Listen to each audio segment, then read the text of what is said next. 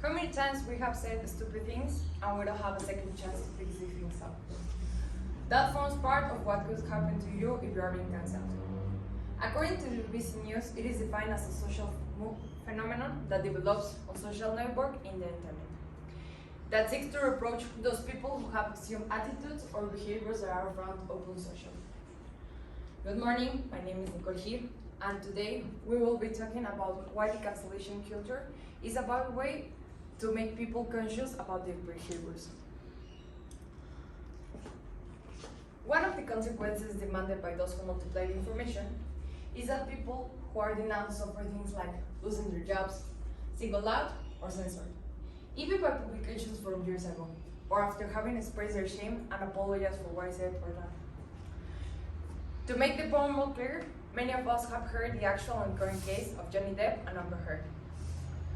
First, due to the bombardment of complaints against the person, the accused often cannot be heard and their arguments to justify what is said or done are not taken into account, which produces a radicalization of the discourse, which also leaves out the opportunity to debate and replicate what happened.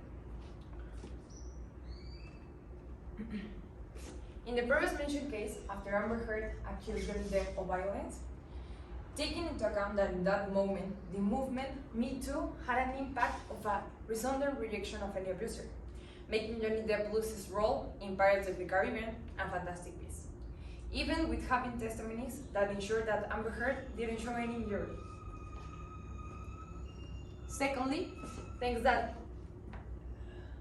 the cancellation focuses on the complaints and affecting the aggressor in every possible way, there are no conversation or acknowledgement processes to take advantage of what happened and generate positive changes.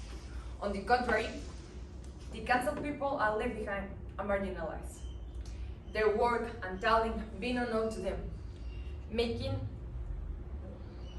which also doesn't allow them to experience learning and growth processes.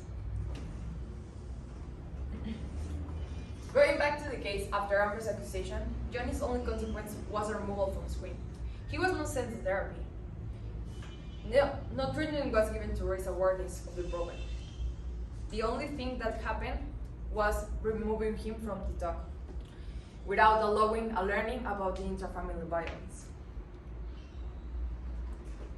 Finally, taking the culture of cancellation as a justice mechanism also ignored the civil struggles that have been carried out over the years by legal figures to sanction those who commit acts that really affect the injury of people. Taking again the reprimand that was carried out on Johnny, the only legal thing that happened from the trial was part of his divorce lawsuit. He was not just as an alleged aggressor. There was no trial to punish him in that way.